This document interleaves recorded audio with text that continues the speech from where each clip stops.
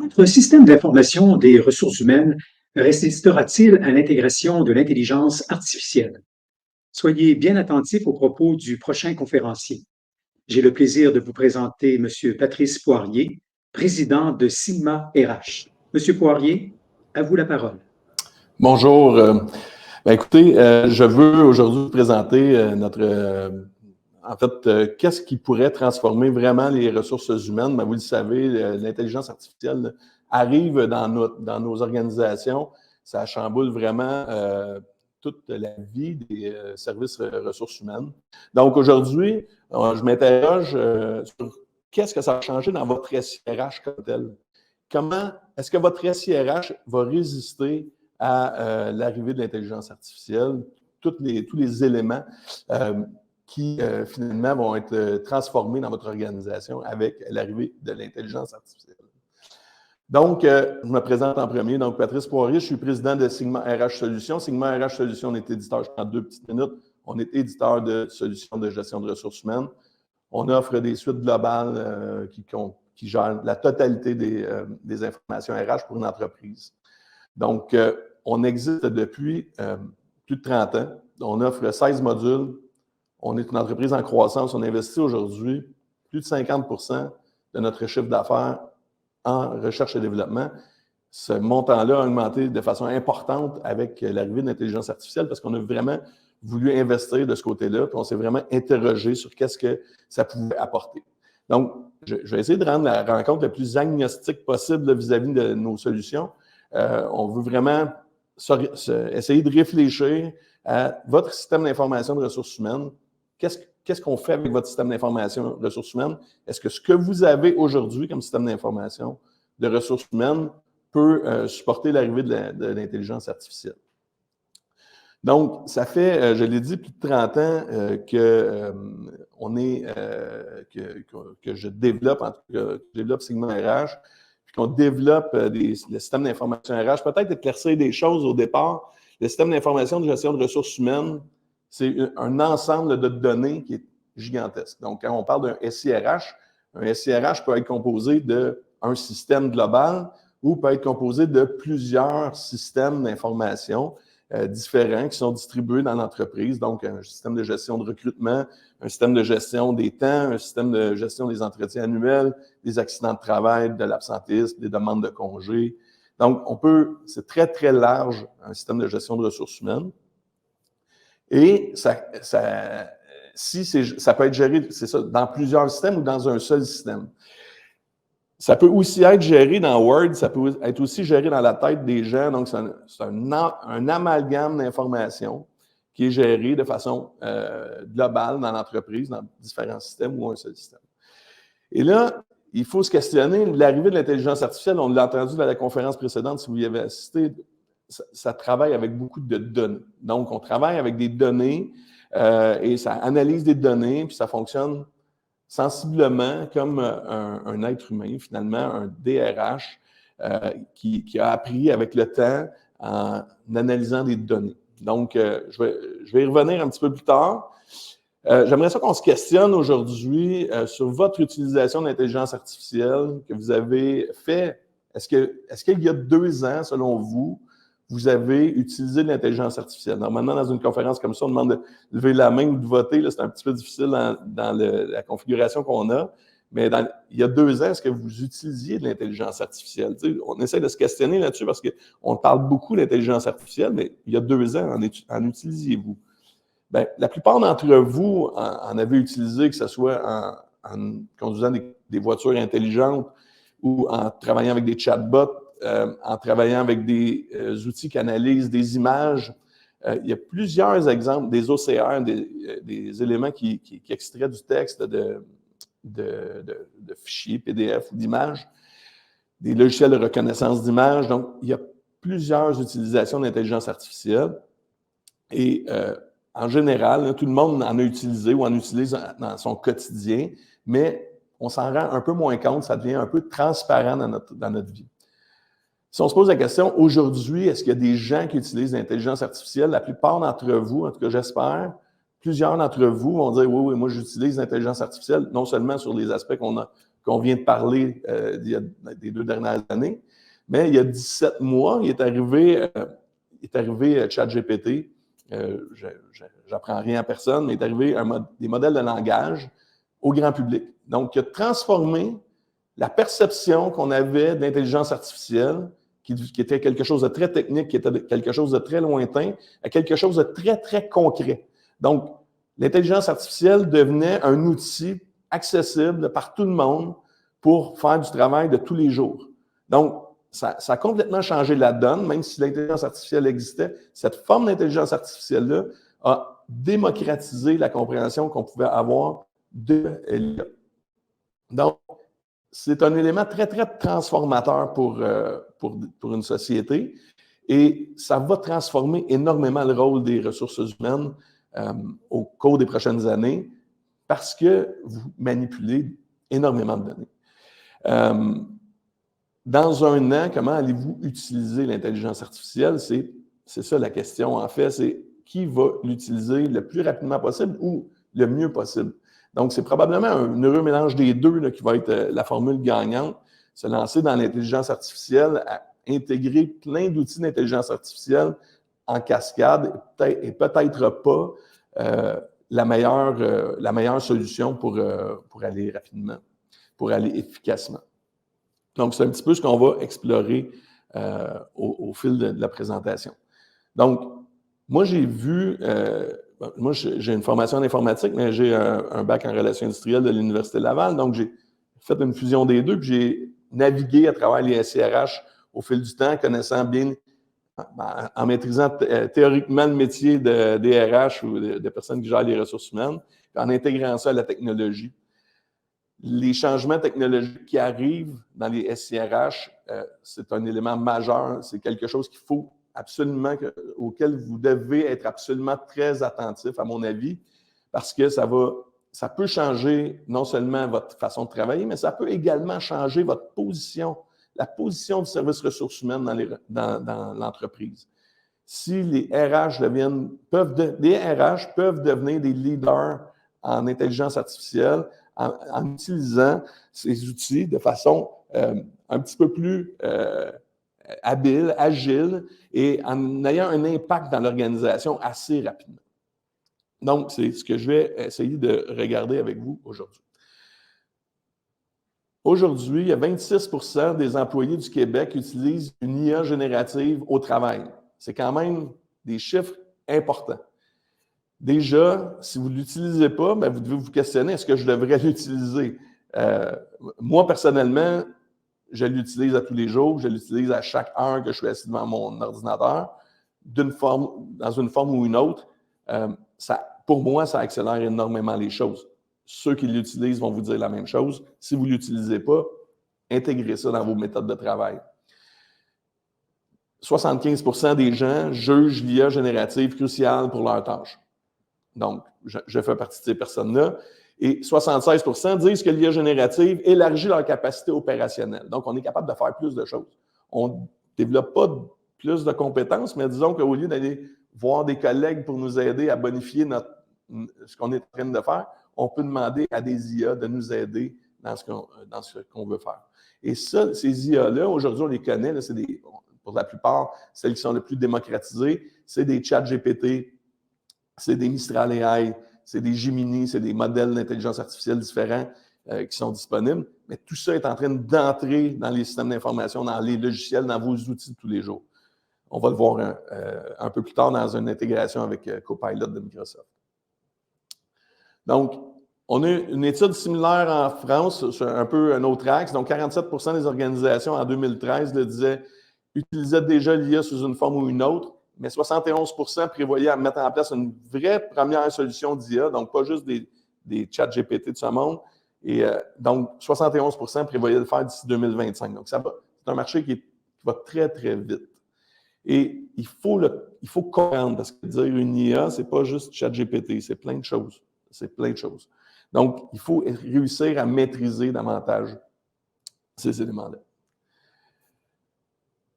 L'impact de l'IA sur les SIRH fragmentés. Donc là, il y a un concept que je voudrais vous parler, c'est qu'on a le SIRH global, qu'on a le SIRH fragmenté. Le SIRH global, c'est une suite qui contient la totalité ou à peu près la totalité de vos informations de gestion de ressources humaines.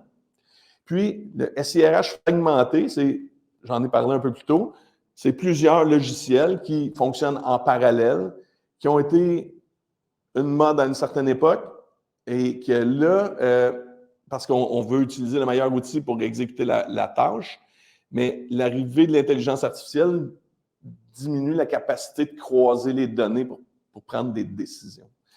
Je vais faire un petit parallèle avec une personne qui serait un DRH depuis une vingtaine d'années ou quelqu'un qui travaille aux ressources humaines depuis une vingtaine d'années. Si on lui demande son opinion, à savoir, je lui dis, quelle est ton opinion sur un tel employé? Tu ne le connais pas, mais je te demande ton opinion sur tel employé. C'est évident que la personne au RH va dire, donne-moi toutes les informations que tu as sur l'employé. Elle va prendre la totalité des informations sur le CV de la personne, les postes qu'elle a occupés, sa progression dans l'entreprise, ses entretiens annuels, son taux d'absentéisme, son taux d'accidentologie, toutes les informations sur les relations de travail. Puis avec cette information-là, elle va être capable d'émettre une opinion. Comment on émet une opinion comme ça? On fonctionne un petit peu comme de l'intelligence artificielle. Dans le fond, on est une intelligence. Donc, on y va avec l'information que j'ai. Plus j'ai d'informations, plus mes pourcentages de décisions sont élevés. Donc, j'ai beaucoup d'informations qui me fait qu'avec mon expérience, j'ai développé mon modèle d'intelligence. Donc, avec mon expérience, j'ai appelé des données, j'ai compris quand il y avait cette information-là sur un employé, en général, ça donne un résultat. Ce résultat-là, je vais être de plus en plus certain que je vais avoir l'information en général. Je vais dire, je serais certain que ça va être ça, c'est un excellent employé. Avec l'information que j'ai, je suis à 95% certain que c'est un excellent employé. L'intelligence artificielle fonctionne après comme ça. Vous lui donnez des données, vous lui amenez les résultats des personnes, par exemple, avec ces données-là, qui avaient ces données-là, puis vous lui représentez des données d'autres personnes qui vont être éditées en disant, selon les données que j'ai, ça va donner. Quelque chose qu'un humain n'est pas capable de faire s'il n'a pas rencontré la personne, c'est de comprendre bien sa personnalité, comprendre son dynamisme, comprendre qu'est-ce qu'elle peut apporter en travail d'équipe plus concrètement. Donc, c'est là que moi, je ne crois pas nécessairement qu'une IA va pouvoir prendre des décisions, en tout cas à court terme, à court et moyen terme, va pouvoir prendre des décisions pour nous. Par contre, elle va pouvoir nous donner des indicateurs importants.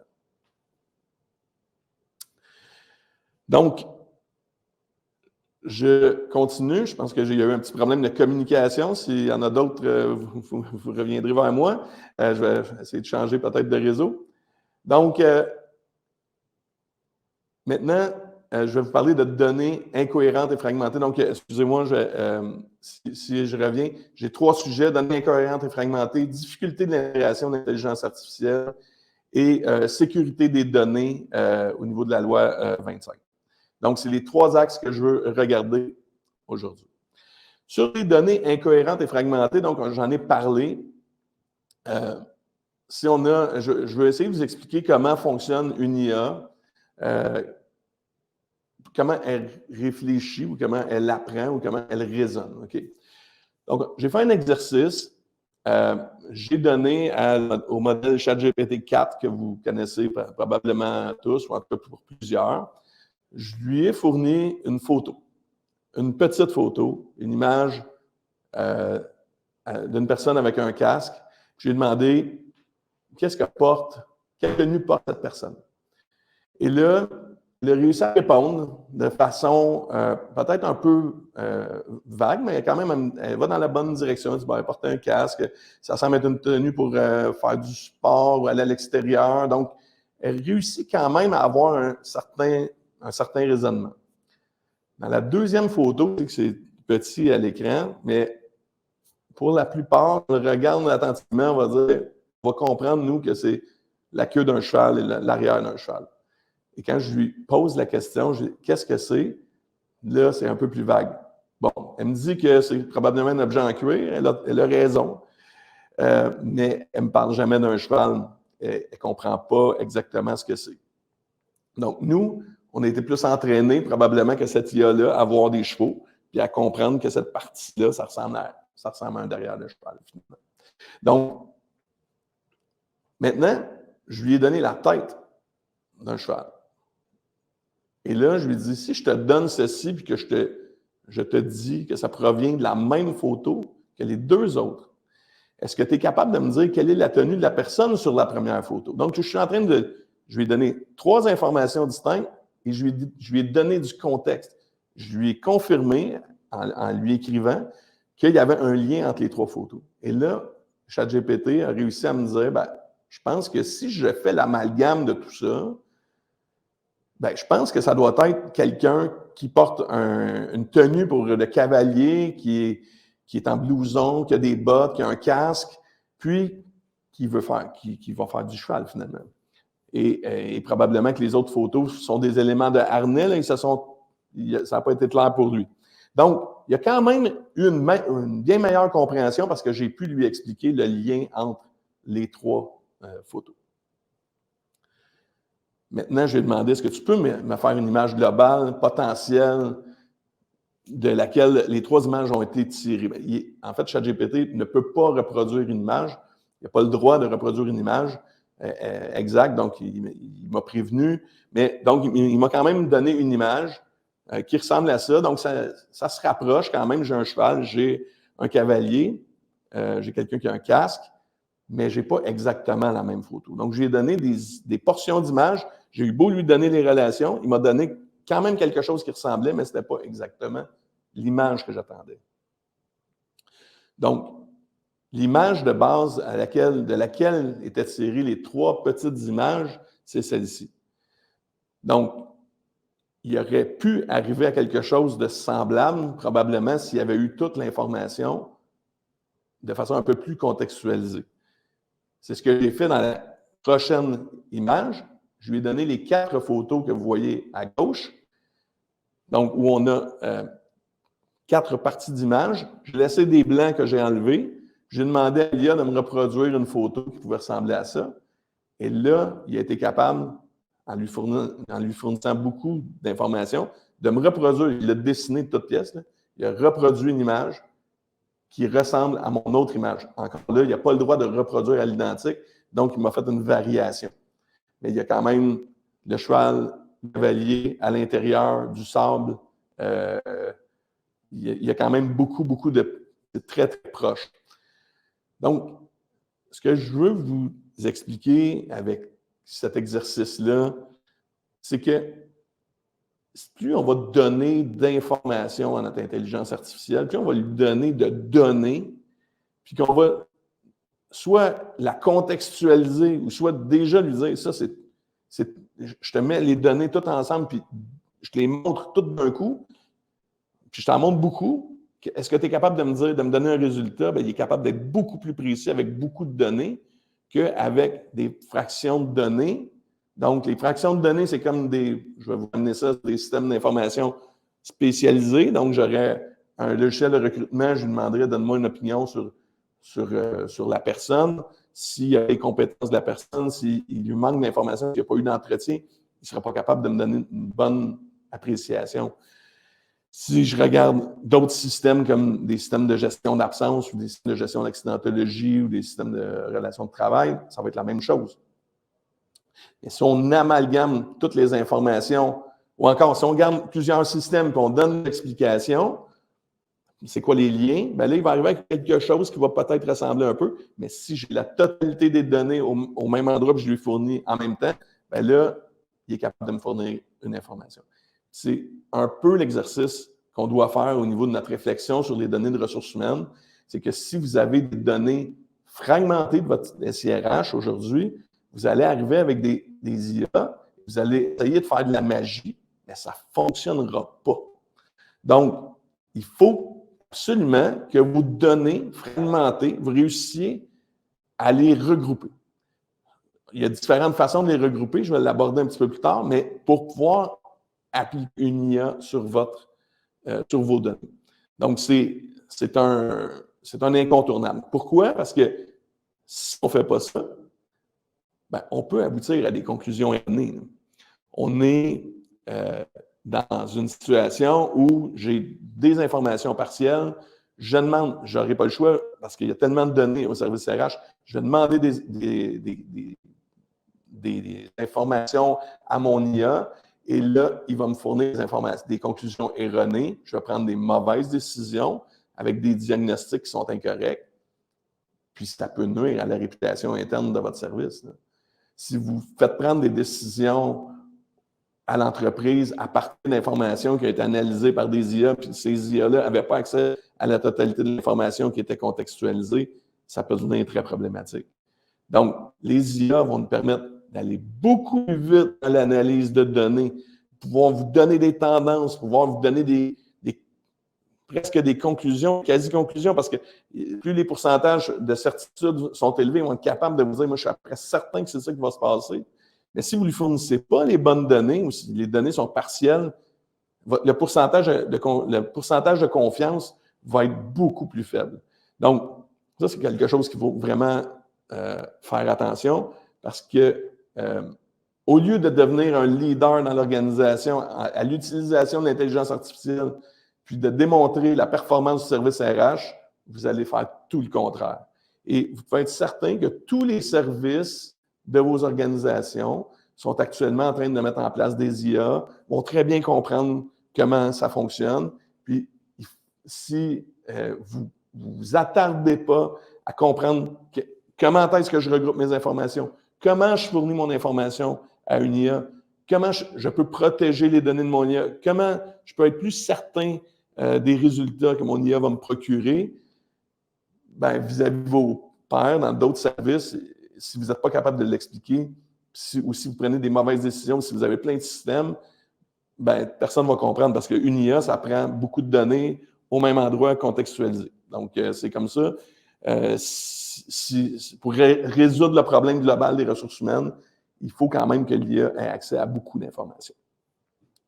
Donc, ça, c'est la partie négative. La partie positive, ben, je viens d'en parler, l'importance des données centralisées et de qualité. Puis avec ces données centralisées-là et de qualité, je n'ai pas assez parlé de qualité jusqu'à présent, je reviens, il y a une capacité prédictive beaucoup plus précise. Données de qualité, là, si on fournit des données de mauvaise qualité à notre IA, si les données ne sont pas normalisées d'une certaine façon, si on fournit plein de fichiers désorganisés, elle va réussir à tirer des conclusions qui vont être un peu moins précises. Plus j'ai des données de qualité qui sont normalisées, que j'utilise toujours les mêmes termes, que je normalise, bien, ça va nous aider énormément à faire de l'analyse de données. La partie analyse de données globale avec de la prédictivité sur les ressources humaines, vous allez entendre plusieurs éditeurs qui vont arriver avec plein de promesses dans les prochains mois, dans les prochaines années. Moi, je crois que ça va arriver dans 1 an, 2 ans, mais ce n'est pas tout à fait prêt parce qu'il y a beaucoup d'enjeux au niveau de la sécurité. Là, pour le moment, l'importance, c'est de regrouper vos données, de les centraliser, de vous assurer d'avoir une bonne qualité. Puis, je vais vous dire de les regrouper dans un même système d'information, idéalement, parce que plusieurs systèmes d'information, on va l'aborder tout à l'heure, ça crée des enjeux de sécurité, ça va créer des enjeux de performance, de prédictivité. La difficulté de l'intégration de l'IA.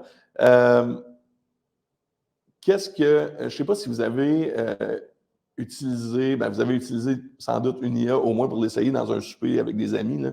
Je pense que c'est presque un incontournable. Puis de toute façon, si vous m'écoutez aujourd'hui, c'est que vous avez un certain intérêt sur l'IA, donc vous l'avez sans doute fait. Je veux vous expliquer que dans une solution comme de RH globale, si on a plusieurs IA, ça peut devenir vraiment perturbant pour un utilisateur. Parce que, imaginez que vous avez 5 systèmes RH différents qui traitent de 5 sujets.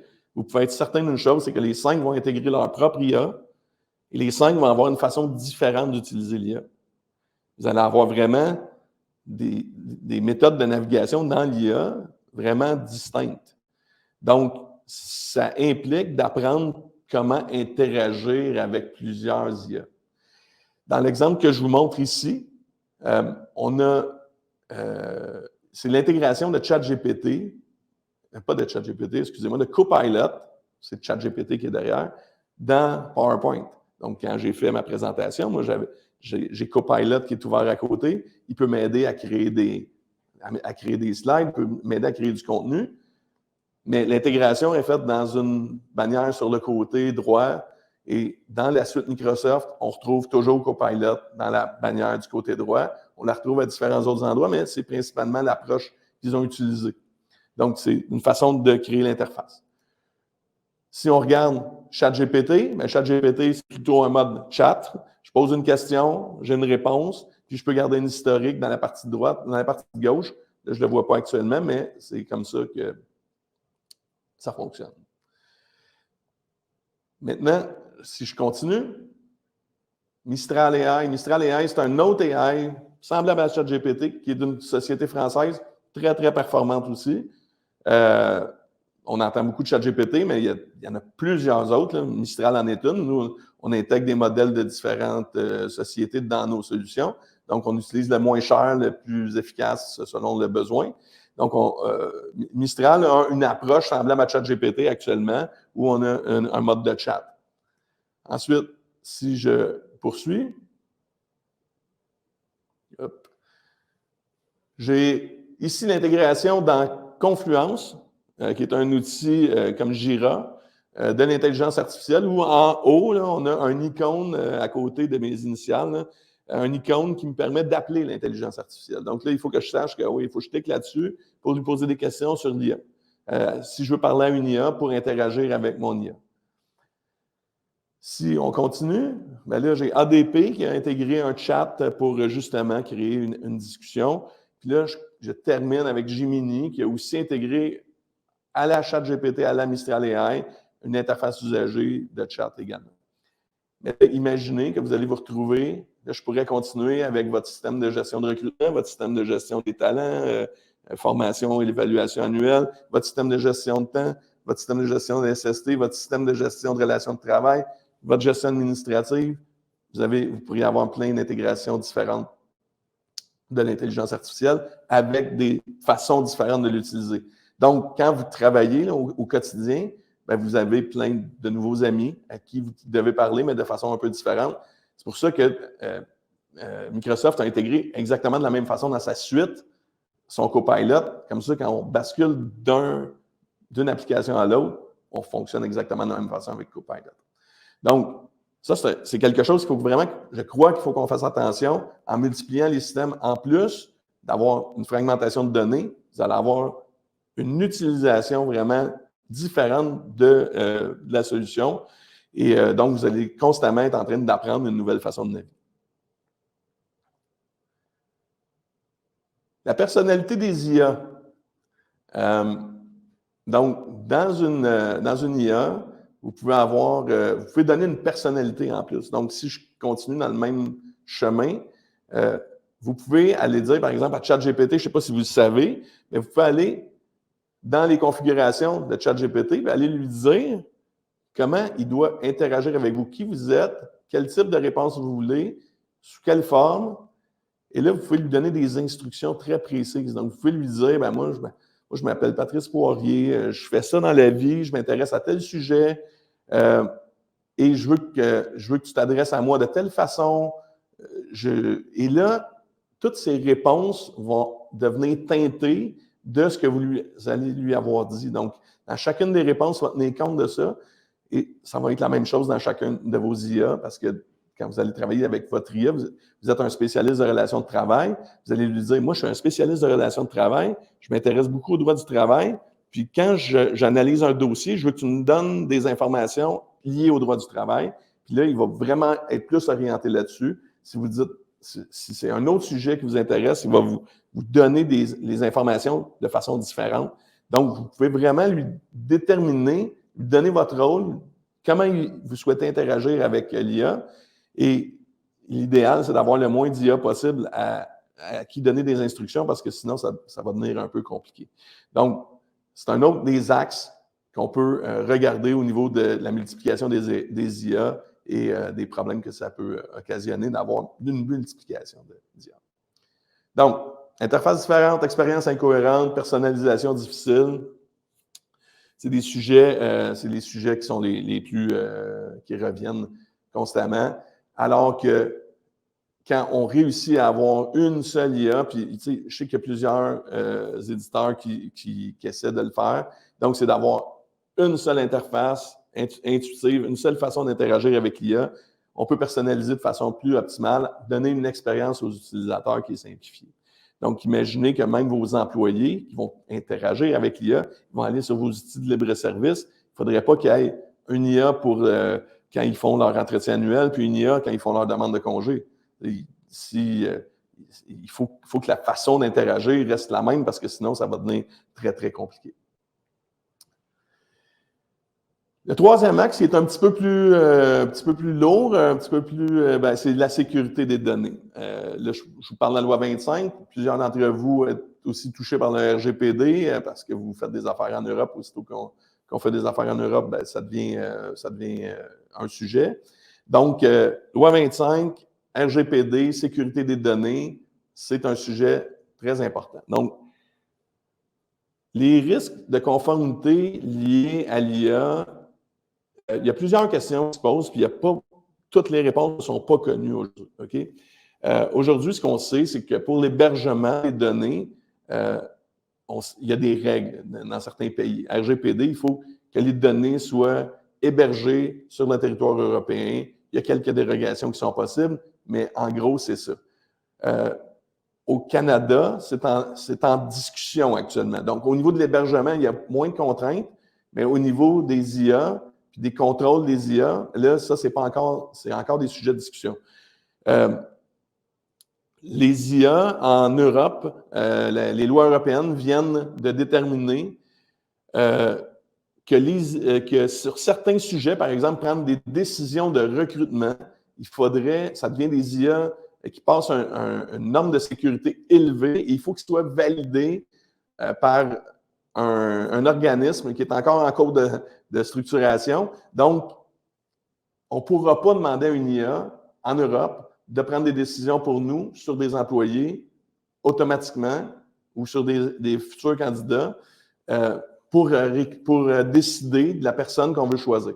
Si on veut le faire, il va falloir passer des règles de conformité, s'assurer que qu'il n'y ait aucun billet dans notre IA, etc. Donc, ce chemin-là, en Europe, est en train d'être fermé par la législation. Donc, prendre des décisions automatiquement sur un employé, en Europe, c'est en train d'être fermé. Je m'attends à ce que ce soit la même chose qui arrive au Canada. Donc, dire, je vais mettre une IA qui va passer des entrevues puis qui va me dire c'est qui mon meilleur candidat après son entrevue.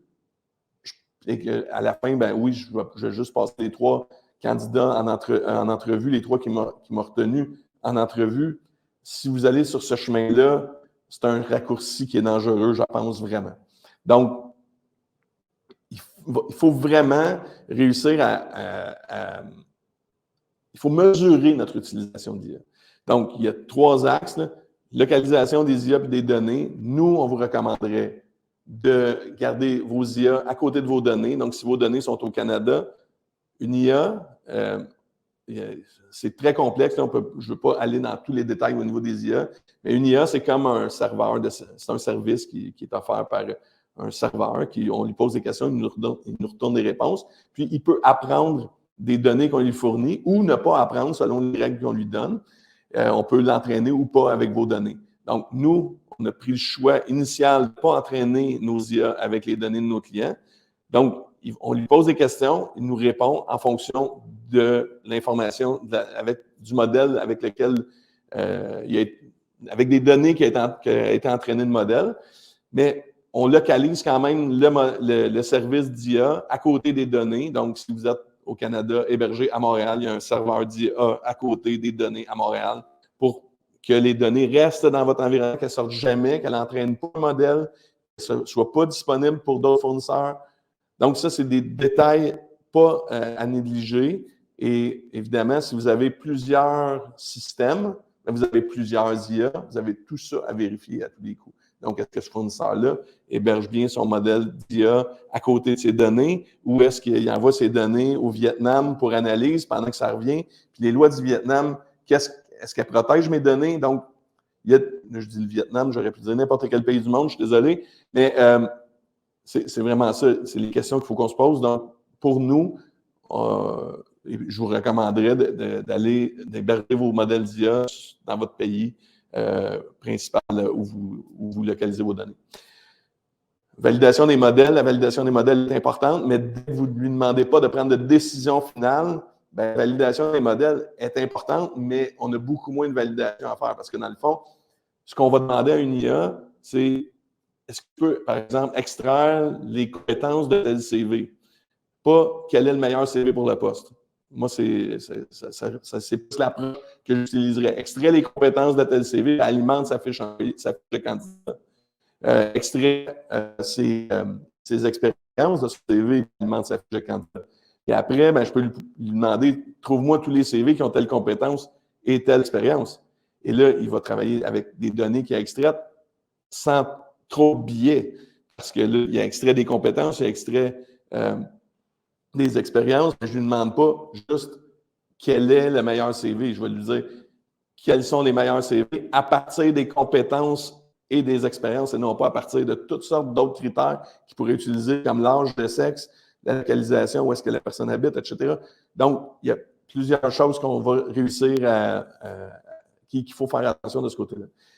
Et le dernier aspect, c'est la difficulté de certifier. Aujourd'hui, plusieurs d'entre vous, vous êtes certifiés ISO 27001, SOC 2 type 2, etc. Vous voulez vraiment protéger vos données. Plus vous avez d'IA, plus il faut faire certifier ces IA-là. Il faut s'assurer que ces IA sont conformes. Donc, ça ajoute des éléments, beaucoup d'éléments à vérifier dans le processus. Donc, évidemment, si on parle de sécurité et de conformité dans un monde d'IA intégré, bien, on va réussir à se protéger, à avoir moins de données, à être plus conforme sécurité et loi 25. Même la loi canadienne évoquait à un certain moment diminuer vraiment les nombres de systèmes d'information qui contiennent des données RH. Bien, on s'en va vraiment dans ce sens-là pour justement ne pas les multiplier en limitant notre nombre d'IA qui va travailler sur nos données RH. Ça facilite également les audits puis les certifications, comme je vous mentionnais un petit peu plus tôt. Donc, quand on regarde de façon globale l'utilité de limiter nos nombres de systèmes d'information, c'est vraiment afin d'obtenir des résultats beaucoup plus précis et avoir un meilleur positionnement du service RH. Il faut se donner la chance de fournir les bonnes réponses et d'utiliser les bons modèles. C'est un univers qui explose. C'est un univers qui est confrontant. Vous avez votre travail à faire de tous les jours aujourd'hui. Vous avez l'IA, tout le monde vous pose des questions, mais qu'est-ce que tu vas faire avec l'IA? C'est facile de dire, je vais mettre un chatbot avec mes guides d'employés, puis je vais permettre aux employés de répondre aux questions. Il faut réfléchir un petit peu plus loin que ça, parce que ça, c'est un des aspects intéressants. Mais l'IA va vraiment changer la façon dont vous allez interagir avec un logiciel. Le monde des ressources humaines est un monde où on gère beaucoup de formulaires, on gère beaucoup de données, on reçoit des emails qui contiennent des données, on reçoit des Teams qui contiennent des données, on doit les manipuler, souvent on va les intégrer dans notre système RH. On nous demande des opinions. On doit demander des opinions. On pourrait envisager de demander des opinions contrôlées à des IA sur des dossiers de contestation d'accidentologie, des dossiers de relations de travail. Donc, qui est capable d'aller à l'intérieur des banques de jurisprudence pour vous sortir des jurisprudences automatiquement. Donc, vous pourriez le faire avec un modèle externe et dire, je vais utiliser mon ChatGPT puis je vais poser mes questions à ChatGPT. Vous pouvez le faire comme ça, mais les solutions qui vont arriver vont vous permettre de le faire. En fait, ils vont vous le proposer. Donc, au lieu d'avoir à réfléchir, à dire, OK, il faut que je prenne ça et que j'envoie ça à une IA, mais l'IA va dire, attention, j'ai peut-être une idée pour toi. J'ai peut-être trouvé 3 jurisprudences sur ton dossier. J'ai peut-être trouvé une anomalie dans ce que tu viens de saisir. Donc, ça va faire beaucoup de travail pour vous. Je ne veux pas aller trop dans le détail de nous, ce qu'on va faire de ce côté-là. On arrive avec des éléments très, très intéressants à très court terme, mais il y a la façon d'interagir et de travailler avec vos systèmes d'information va être transformée. Le temps de saisie va être énormément réduit. Le temps de création va être de beaucoup amélioré quand vous voulez créer du contenu, écrire à quelqu'un ou des choses comme ça, créer des fiches de poste, obtenir des tendances, analyser vos données. Ça va être important, le changement. Mais si vous partez dans plusieurs systèmes, à intégrer plein de systèmes, je vous dirais, aujourd'hui, là, prenez votre temps. Analysez ce que vous avez comme données. Essayez de voir, est-ce que je suis capable de les regrouper au même endroit? Est-ce que je suis capable de les analyser globalement? Est-ce que, soit on peut avoir le réflexe de dire, ben, moi, j'ai plusieurs systèmes, je vais me créer un entrepôt de données. Je vais mettre ça dans un outil de BI, puis après, ben, je vais poser des questions à mon BI. Mais le problème lié à ça, c'est que j'ai des données de différents types en RH avec des niveaux de confidentialité qui sont différents selon la personne qui interroge les données. Donc, il faut que vous rameniez, vous avez deux options. Soit vous ramenez toutes vos règles de sécurité dans votre outil de BI et dans votre IA qui vont interroger votre outil de BI, c'est-à-dire que dans tel système, il est écrit que telle personne a accès à telle donnée, mais pas telle personne. Puis dans l'autre système, c'est d'autres choses et il faut que je fournisse toute cette information-là à mon AI puis à mon outil de BI pour être capable de protéger les résultats que je vais obtenir. Ça va devenir vraiment, vraiment complexe parce que pour une intelligence artificielle, on peut lui dire « ne fournis pas telle information à telle personne ». Mais il y a des fois des façons, puis les spécialistes vont vous le dire, il y a des façons de faire des prompts, d'écrire à l'IA pour essayer de contourner ces règles de sécurité-là. Donc, dire, je vais garantir ma sécurité en donnant des instructions à l'intelligence artificielle. Moi, aujourd'hui, je ne ferais pas ça. Aujourd'hui, tous les éditeurs de modèles d'IA tentent de protéger leur modèle justement contre des choses comme ça. Puis on trouve à chaque jour, tu peux demander, tu peux pas demander à ChatGPT aujourd'hui de fabriquer une bombe. Mais il y a une façon, il y en a qui ont des ratoureux, qui ont réussi à trouver des prompts pour lui faire obtenir une réponse. Donc, même s'il est protégé en posant des questions de façon différente, de façon détournée, ben à un moment donné, il réussit à obtenir la réponse. Moi, je ne confierais pas mon IA, je ne confierais pas mes données à une IA qui va protéger mes données. Donc, il faut absolument que le SIRH protège vos données. C'est-à-dire qu'avant, si je veux interroger mes données par une IA, il faut que je dise « Bonjour, je suis Patrice Poirier, voici mon rôle de sécurité. » Le SIRH sort les données, moi j'ai accès, et là, on met une IA dessus qui va répondre à mes questions, mais seulement sur des données auxquelles j'ai accès, et je ne fournirai jamais les données auxquelles je n'ai pas accès à l'IA. Je ne me fierai pas à l'IA pour protéger mes données, finalement. Donc, c'est des subtilités, c'est des façons de faire qui vont évoluer avec le temps, mais évidemment, l'utilisation de l'évolution de l'intelligence artificielle va aller très vite, mais je préfère être prudent. Je pense que tout le monde devrait être prudent. On manipule les données les plus précieuses souvent d'une organisation. Il y a des secrets industriels, mais les données personnelles des employés, les risques réputationnels pour une entreprise sont gigantesques. Donc, confier ça à une IA complètement, moi, personnellement, je n'y crois pas.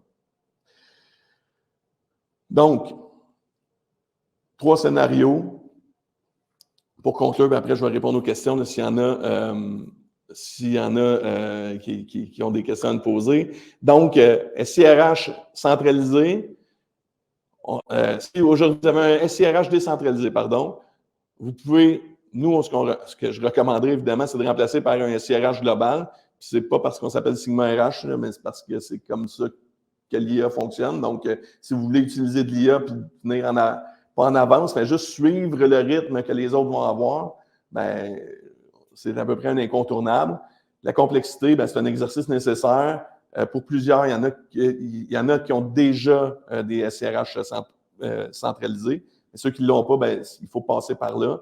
Vous avez l'option d'y aller sur plusieurs systèmes, mais en créant des interfaces, en construisant vos entrepôts de données.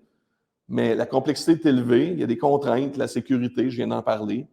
Puis, il y a la solution SIRH global. Si vous en avez déjà un, assurez-vous que votre éditeur fournit une IA qui est intégrée à votre solution pour qu'on puisse réussir à utiliser les données et à vous permettre d'accélérer votre travail. Nous, de notre côté, je vais revenir aux questions, mais nous, de notre côté, on arrive avec des solutions d'intelligence artificielle. Je vous l'ai dit, je ne veux pas aller dans le détail aujourd'hui, ce n'est pas ça le but de l'exercice. Le but de l'exercice, j'espère que vous avez retenu de contrôler vos données, les récupérer, les centraliser, les protéger. C'est la clé pour les prochaines étapes d'intégration d'intelligence artificielle dans vos organisations.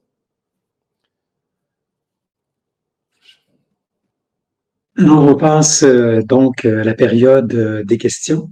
Et nous avons une première question. Avez-vous des exemples concrets de l'intégration de l'intelligence artificielle dans les SIRH, pardon? Il y a plusieurs aujourd'hui, il y a plusieurs démonstrations qui sont faites. Il n'y a pas beaucoup de produits qui intègrent encore parce qu'il y a des enjeux de sécurité qui sont en train d'être adressés. Okay? Donc, l'infrastructure, comment on déploie notre infrastructure, comment on gère les données, où est-ce qu'on les localise, ces questions-là, les éditeurs sont tous en train de les gérer. Vous pouvez voir des intégrations d'IA. Vous voulez créer un poste de travail. Je veux créer un poste de travail, je vais donner un titre dans mon poste, puis l'IA va dire, est-ce que tu veux que je te crée ta fiche de poste? Et là, si tu réponds oui, il peut même utiliser des modèles de fiches de poste que vous avez dans votre organisation. Donc, il va créer la fiche de poste, la description. Il va peut-être vous poser quelques questions pour dire, ben, c'est quoi le poste? Qu'est-ce que tu veux qu'il fasse exactement? Puis, il va vous rédiger une fiche de poste de toute pièce. Il peut la rédiger inspirée de votre site web. Il peut la rédiger inspirée de la façon dont vos autres fiches de poste sont rédigées.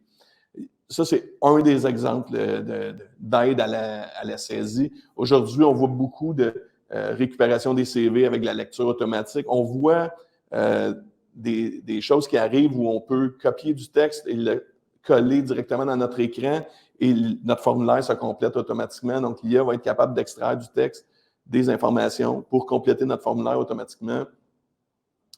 On a vu des prototypes au lieu d'utiliser un générateur de rapports, comme je le mentionnais un petit peu tout à l'heure, où je vais tout simplement écrire à une IA, OK, je veux poser des questions sur les données auxquelles j'ai accès et je vais écrire en français ou en anglais ou dans la langue de votre choix.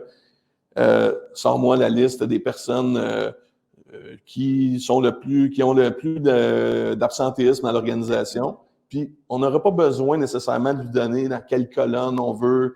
Il va prévoir que, ben, normalement, on va mettre le nom, le prénom, on va mettre des informations de base, puis on va mettre il va découvrir les colonnes qu'il devrait vous proposer, selon vos droits d'accès, selon votre sécurité. Si on ne lui a pas fourni les données, il ne pourra pas vous donner les informations auxquelles vous n'avez pas accès. Donc, c'est un des axes, un autre axe qu'on pourrait utiliser.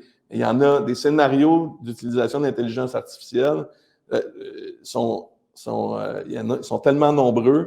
Ils peuvent valider. J'ai vu des cas où on souhaitait distribuer, puis là, je vais reparler d'accidentologie parce que c'est facile.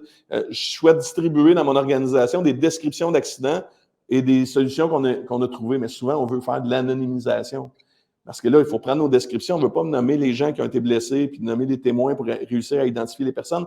Donc, ce qu'on va faire, on pourrait demander à une IA, OK, je fais ma description d'accident, puis anonymise-moi la description, s'il te plaît. Il va faire une deuxième version anonymisée. Il n'y aura aucun nom. Le témoin qui s'appelait Robert va devenir le témoin 1, puis Claudette, qui était la témoin 2, va devenir la témoin 2 finalement, puis le blessé va devenir le blessé, ça ne sera plus Jean-Pierre. Donc, et là, on va réussir à anonymiser puis pouvoir distribuer de l'information dans l'organisation de façon anonyme et pouvoir accélérer notre travail. Aujourd'hui, faire le même exercice, on donne ça à un humain qui passe son temps à lire des descriptions puis à rendre anonyme les descriptions. Donc, c'est un autre des exemples que je peux vous donner. Dans le cadre de la loi 25, quel est le cadre, dans le cadre de la loi 25, quel cadre doit-on suivre pour l'hébergement des données? Écoutez, il n'y a pas tant de règles autour de l'hébergement des données. Il faut s'assurer que nos données soient... Évidemment, on est complètement responsable des données confidentielles qu'on gère. Donc, là, je ne vous parle pas de Sigma. Moi, je peux vous parler de Sigma comme employeur. Donc, j'ai des données, je dois les rendre le plus sécure possible. Il faut que j'évite toutes les fuites possibles. Mais il n'y a pas de localisation au niveau de l'hébergement des données. Il n'y a pas de règles formelles comme on va retrouver en Europe où ils vont nous forcer à héberger les données dans le territoire européen. Ici, on a une question très, très concrète, M. Poirier. Comment peut-on utiliser l'intelligence artificielle pour l'appréciation de la contribution? C'est difficile. On arrive un peu à un sujet que j'ai abordé plus tôt, c'est qu'on est en train de se poser la question, de poser la question à une IA, lui demander son opinion.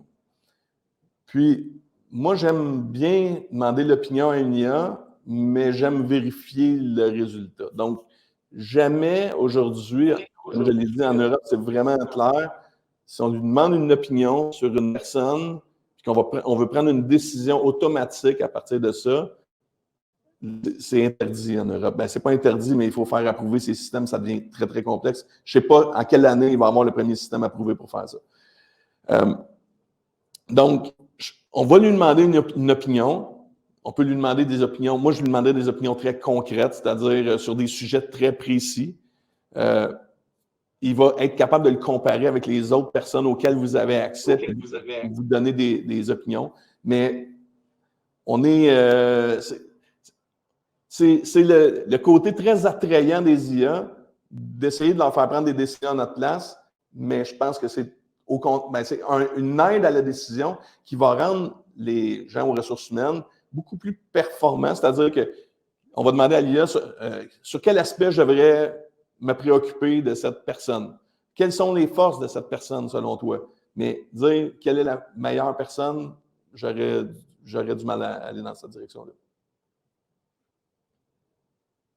Bien que l'intelligence artificielle peut nous aider dans plusieurs aspects de notre travail, comment personnaliser le tout sans laisser croire que c'est uniquement l'IA qui a tout fait et puis comment on peut assurer que l'humain est encore considéré avec l'utilisation de l'intelligence artificielle?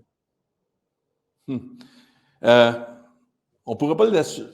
C'est chaque entreprise, chaque organisation qui va décider jusqu'à quel point ils veulent faire intervenir l'intelligence artificielle dans leur vie puis dans leurs décisions. Je ne pense pas qu'il y ait une garantie qui est possible. La seule garantie qui est possible, en fait, c'est que systémiquement, dans vos systèmes d'information, vous ne laissiez pas prendre une décision directement par l'IA, vous créez des workflows pour dire l'IA vous suggère de faire ça, est-ce que tu veux l'approuver? Et qu'il y ait un humain qui systématiquement approuve une décision qui a été prise par l'IA en pouvant la justifier. L'IA va pouvoir arriver avec des arguments qui vont aider à prendre la décision, mais donc, ça serait vraiment, c'est toujours de garder une étape de validation. C'est certain que si on était très attaché à la façon dont on écrivait à nos employés avec nos mots, ben, on peut continuer à écrire tous nos courriels à destination de nos employés, toutes nos interventions auprès des assureurs auxquels on fait affaire ou auprès du prestataire de paye, mais ce n'est pas très efficace. En fait, c'est de dire, je vais demander à l'IA de le composer, je te donne le sujet, voici, je veux écrire à mon employé, puis l'IA sait dans quel dossier d'employé je travaille. Donc, je veux écrire à mon employé sur tel sujet, bien, il va être capable d'extraire les données et me formuler un courriel sur le sujet requis. Puis, bien, je vais venir apporter des modifications, puis je vais l'envoyer. Mais je ne pense pas que du premier jet, j'ai rarement vu une IA me produire exactement sur le premier jet ce que je veux envoyer quand c'est quelque chose de très précis. Souvent, on va lui demander de produire quelque chose, produire un rapport, produire un document, analyser des choses, mais il faut réintervenir dessus pour être confortable, pour nous-mêmes être capables de défendre ce qu'on va présenter. Est-ce que vous croyez que l'intelligence artificielle peut remplacer des postes de première ligne en ressources humaines? Par exemple, des postes d'assistants qui répondent à des questions sur différents dossiers. Euh, je pense que ça peut changer le travail de ces personnes-là. En fait, la première ligne, les premières réponses aujourd'hui devraient, à mon avis, on devrait avoir une IA qui est capable d'y répondre, puis de permettre à la personne de basculer pour parler à un humain si la réponse n'est pas assez précise. Est-ce que ça va diminuer les postes? Ça va transformer, ça c'est certain. On peut faire beaucoup plus de choses à beaucoup moins de personnes. Parce que, par exemple, la saisie va se faire de façon automatique ou semi-automatique, à partir de l'analyse, je reçois un mail, je le donne à mon IA, elle détecte c'est quoi, elle complète mon formulaire, j'ai juste à faire sauvegarder, donc ça va aller beaucoup plus vite. Et par contre, ça va donner beaucoup plus de temps à ces personnes-là à analyser la donnée. Donc, ça va donner... Parce que souvent, ce qui arrive au service RH, c'est qu'on a suffisamment de personnes pour gérer la donnée. Suffisamment de personnes pour analyser la donnée, c'est souvent là que ça manque. Donc là, si on se donne plus de temps pour analyser nos données, pour poser des questions sur nos données, mais qu'on passe beaucoup moins de temps à gérer la saisie de nos données, puis qu'on a toutes nos données au même endroit, bien là, on commence vraiment à pouvoir apporter rapidement à l'organisation quelque chose de concret. Est-ce que vous pourriez suggérer des types de formation ou quelles compétences l'apprend est nécessaire pour gérer efficacement l'intégration de l'intelligence artificielle au sein de son service des ressources humaines? Ben, moi, je vous dirais, je n'ai pas une formation très précise en tête, OK? Je vous dirais qu'aussitôt que vous entendez une conférence sur l'intelligence artificielle, ben, il faut s'inscrire dessus. En fait, il faut s'habituer au langage, il faut s'habituer un petit peu, ce que j'ai essayé de faire aujourd'hui, comprendre comment ça réfléchit, puis comprendre la magie que ça peut faire, puis la magie que ça ne peut pas faire. Ça en fait beaucoup de magie, mais il y a de la magie noire là-dedans aussi un peu. Donc, c'est vraiment de s'intéresser au sujet au maximum. Donc, s'intéresser au sujet sur la sécurité des données au niveau des RH, c'est primordial parce qu'on a des données confidentielles, des données personnelles, données sensibles. Il faut absolument réussir à trouver des solutions, qu'on est capable de se convaincre que c'est secure, qu'on n'est pas en train de distribuer nos données sur la planète à des modèles qui vont les réutiliser et qui pourraient nous ressortir ça un jour ou l'autre. Donc, il faut vraiment se sensibiliser, apprendre c'est quoi l'IA. En fait, c'est arrivé très rapidement, puis on demande à tout le monde de changer très vite. Mais il faut écouter, assister, pas écouter écoutez-moi même pas sur le premier jet que je vous dis, là, il faut écouter plein de gens. Puis à un moment donné, vous allez prendre votre décision. Si on va dans des conférences internationales, il y a des centaines de conférences sur l'IA. Tout le monde a sa solution spécialisée. À un moment donné, c'est pas ça qui va fonctionner. Il faut vraiment se faire une taille, bien comprendre comment ça fonctionne, puis dire, OK, ben moi, je pense que je restreins mon risque comme ceci. Je vais être capable d'obtenir des résultats plus rapidement. Mais pour faire ça, il faut qu'on comprenne qu'est-ce qu'on veut faire. Pas juste prendre le premier qui va nous vendre quelque chose, qui va dire, ben oui, regardez, avec mon IA, je suis capable de recruter beaucoup plus vite. Puis l'autre, vous pouvez être certain que si vous ouvrez vous dites, OK, je me cherche des solutions avec de l'IA dedans, j'ouvre des créneaux pour rencontrer des fournisseurs, je vais aller rencontrer 30 fournisseurs dans la prochaine semaine qui vont vous vendre chacun leur petit bout d'IA, dans le fond, qui utilisent tout un petit peu de ChatGPT d'une façon ou d'une autre. Puis, vous allez avoir 30 solutions différentes intégrant l'IA. Vous pouvez être tenté d'en prendre une, puis de prendre l'autre, puis de prendre l'autre, mais à la fin, ça ne fera pas quelque chose de cohérent. Si vous ne faites pas quelque chose de cohérent, si vous ne comprenez pas votre système d'information globalement, puis vous n'êtes pas capable de façon cohérente de dire, OK, mon SIRH va fonctionner avec l'IA, il va être secure, puis je vais être capable d'obtenir mes résultats, parce que vous voulez aller au premier qui vous donne la solution magique, ben, au final, vous ne rendrez pas votre service RH plus performant, puis les résultats que vous allez obtenir risquent de nuire à la perception de l'organisation du service RH. Excellente conclusion, Monsieur Poirier. La période des questions se termine ainsi. Alors, je vous remercie. Un grand merci pour votre présentation. Merci beaucoup. Puis si vous voulez d'autres détails sur nos solutions au niveau de l'IA, sigmarh.com/IA, je crois. Merci beaucoup tout le monde.